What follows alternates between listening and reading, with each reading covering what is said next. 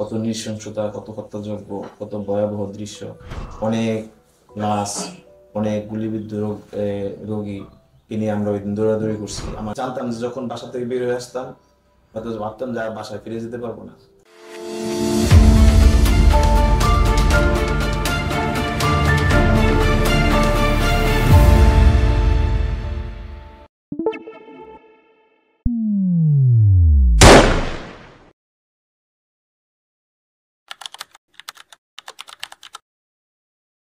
আসসালামু আলাইকুম রহমতুল্লাহ। আমি মোহাম্মদ তহিদুজ্জামান। আমার বাসা হচ্ছে শনিরাখড়া। আমি ফার্মাসিউটিক্যালসে জব করতাম। বৈষম্য বিরোধী ছাত্র আন্দোলনে আমি আহত হই। স্বৈরাচার পতনের আন্দোলনের যখন এক দফা দাবি ঘোষণা করে, ওই এক দফা দাবিতে আমরা আন্দোলনে সংযুক্ত হই শনিরাখড়া থেকে। আপনারা তো সবাই জানেন যে বাংলাদেশের যে দিরিনগাত নামক স্থান সবচেয়ে আন্দোলনের হতাহত হয়েছে বেশি যে জায়গায়, সেটা হচ্ছে শনিরাখড়া। তো আন্দোলন জুলাই মাসের থেকে আন্দোলন কর্মে চলতেছিল। আমরা নিয়মিত সেখানে আন্দোলনের সাথে জড়িত ছিলাম। আমরা সেখানে থাকতাম। আমাদের চোখের সামনে প্রতিদিনেই হত্যাযজ্ঞ চলতো। গুলি, কত নৃশংসতা, কত হত্যাযজ্ঞ, কত ভয়াবহ দৃশ্য এগুলো চলতেছিল। বিশেষ করে যখন 19 জুলাই কারফিউ দেওয়া হয়, ওই দিন লাঞ্চের পর থেকে, শুক্রবার দিন ছিল, লাঞ্চের পর থেকেই পাখির মতো গুলি করে মানুষকে হত্যা করা শুরু করে। ওই দিন কোনো আন্দোলন ছিল না, কেউ রাস্তায় নামে আন্দোলন করার জন্য। কোনো বিনা উস্কানিতে, বিনা প্রয়োজনে ওই দিন মানুষগুলো মারা হয় পাখির মতো। অনেক লাশ, অনেক গুলিবিদ্ধ রোগীকে নিয়ে আমরা ওই দিন দৌড়াদৌড়ি করছি। আমার এখনো বাসায় ওই সমস্ত লোকের রক্ত জামা শরীরে রাখছে, ওই রক্ত মাখা জামা কাপড় এখনো বাসায় আছে। তো এইভাবে চলতে থাকে আন্দোলন। এক পর্যায়ে আন্দোলন চলতে চলতে যখন সর্বশেষ আগস্ট মাসের আন্দোলন পুরোদমে যখন শুরু হয়ে যায়, ওই 5 তারিখে সকালবেলা আমরা বৃষ্টি হইতেছিল, বৃষ্টির মধ্যে দিয়ে বের হয়ে যাই। বের হয়ে শনিরাখড়া আন্ডারপাস থেকে আমরা উপরে উঠি, মেন রোডে উঠি। ওঠার পরেই আমাদের চোখের সামনে সকাল 10টার দিকে শনিরাখড়া যে আন্ডারপাস যে ব্রিজটা আছে, ব্রিজটার পশ্চিম সাইডের ডালে স্নাইপার দ্বারা শ্যুট করা হয়। 3 জনকে হেডশুট করে ওখানে হত্যা করা হয়। পুলিশ বারবার অ্যাটাক করতেছে, টিয়ার সেল মারতেছে, বুলেট মারতেছে, গুলি করতেছে। তো আমরা এগুলো উপেক্ষা করে, ওই দিন তো আমাদের একমাত্র লক্ষ্য ছিল যে এই যেই স্বৈরাচার আমাদের উপর এত হত্যাযজ্ঞ চালাইছে, এত ছাত্র ভাইদের হত্যা করেছে, সাধারণ মানুষদেরকে হত্যা করেছে, ভ্যান চালক, রিক্সা চালক তাদেরকে হত্যা করেছে, এই সরকারকে আমরা ক্ষমতায় রাখতে চাইতেছিলাম না, বা এই সরকারকে আমরা দেখতে চাইতেছিলাম না। আমার ওয়াইফ ছিল প্রেগনেন্সি অবস্থায়। আমি গুলিবিদ্ধ হইল 5 তারিখে, আমার ওয়াইফ ডেলিভারি ডেট ছিল 3 তারিখে। তো এমতো অবস্থায়ও আমরা এই পারিবারিক একটা সীমাবদ্ধতা থাকার পরও আমরা আটকায় যাইনি। তারপর আমরা এই আন্দোলনে আসছি। জানতাম যে যখন বাসা থেকে বের হয়ে আসতাম হয়তো ভাবতাম যে আর বাসায় ফিরে যেতে পারবো না। কারণ চোখের সামনে যেভাবে হত্যাযজ্ঞ চালাইছে, আমি এক রিকশাওয়ালার সাথে দাঁড়ায় কথা বলতেছি একটা গুলির মধ্যে, কোথা থেকে আসলো, কিভাবে আসলো কিছু দেখলাম না, ওনার বুকটা এফর ওপর হয়ে গেল একটা গুলিতে। এই স্মৃতিগুলো মাথার মধ্যে যখন আসে তখন আর ঘুমাইতে পারি না, মাথার ব্রেন মনে হয় যে সব ভুলে যায়, এরকম অবস্থা হয়ে যায়। তো একটু একটু ব্যাকগ্রাউন্ড বললাম। তো এই অবস্থায় আমরা যখন সামনে আগাতে থাকি, ঠিক দ্বিতীয় টোল প্লাজাটা, শনিরাখড়া যেই টোল প্লাজাগুলো আছে, দ্বিতীয় টোল প্লাজাটার কাছাকাছি যাওয়ার পরে আমাদের উপরে সরাসরি পুলিশ গুলিবর্ষণ শুরু করে।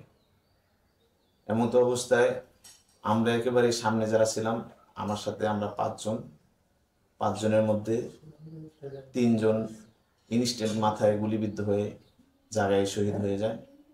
আর আমরা বাকি যে 2 জন ছিলাম, আমি ডান হাতে এবং বুকে গুলিবিদ্ধ হই। আর আমার সাথে যে ছিল ওনার পিঠ দিয়ে গুলি ঢুকে। তো আমাদের দুজনকে, আমরা যখন গুলিবিদ্ধ হই, গুলিবিদ্ধ হওয়ার পরে দৌড়ায় একটা গলির মধ্যে ঢুকি।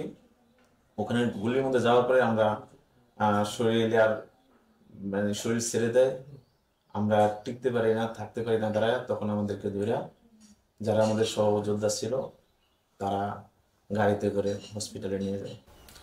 তো আমাদের দুজনকে রিক্সায় করে হসপিটালে নিয়ে যায়। আমার সাথে যাকে নিয়ে যায়, পিঠে যে গুলিবিদ্ধ হয়েছিল, ও সন্ধ্যার দিকে মারা যায়।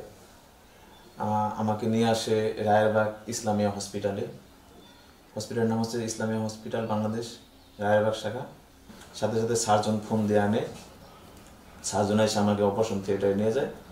অপারেশন থিয়েটারে নিয়ে যাওয়ার পরে আমার পরীক্ষা নিরীক্ষা সব কিছু কমপ্লিট করার পরে যখন অপারেশন থিয়েটারে নিয়ে যাওয়ার পরে এখানে গুলি বের করতে সক্ষম হয় না।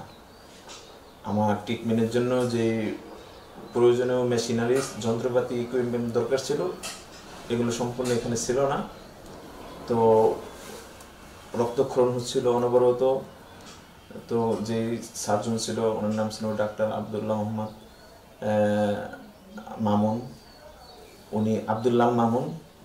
উনি তখন আমার এটাকে টাইট ব্যান্ডেজ দিয়ে যে জায়গাটাতে গুলি প্রবেশ করে ওই জায়গাটা ভিতরে গজ ঢুকায়া যাতে রক্ত বের হয়, অনবরত না বের হতে পারে, এভাবে একটা ব্যবস্থা করে উনি রেখে দেয়। এরপরে বললো যে এটা এখানে সম্ভব হবে না, অন্য কোথাও নিতে হবে। আমাকে নিয়ে যায় হচ্ছে Bangladesh spine and orthopaedic hospital, এটা কল্যাণপুর, ওই হসপিটাল নিয়ে যায়।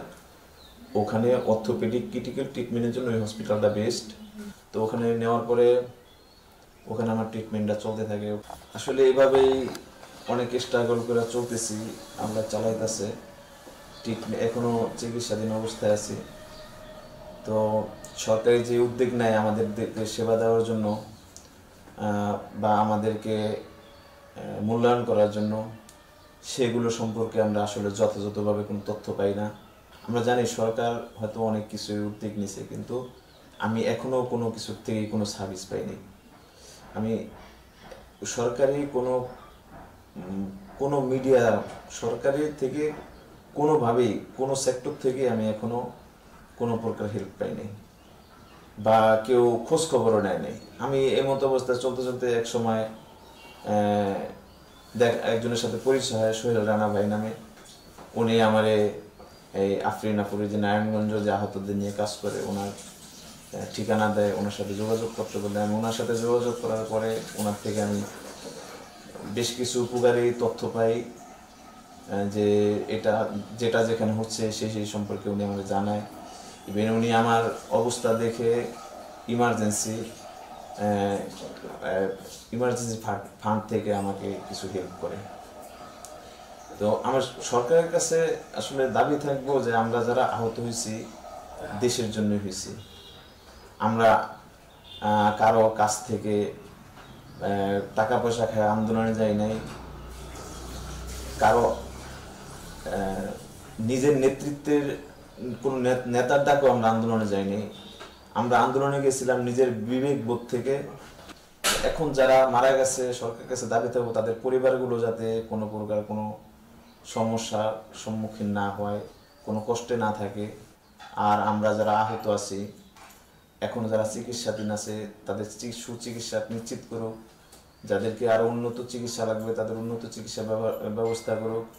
ইভেন আমরা যারা আহত হয়ে বেকার অবস্থায় আছি অথবা আহত হওয়ার কারণে স্বাভাবিক জীবনযাত্রা যাদের ব্যাহত হচ্ছে, কাজকর্ম করে খেতে পারছে না, তাদেরকে সরকার পুনর্বাসনের ব্যবস্থা করুক।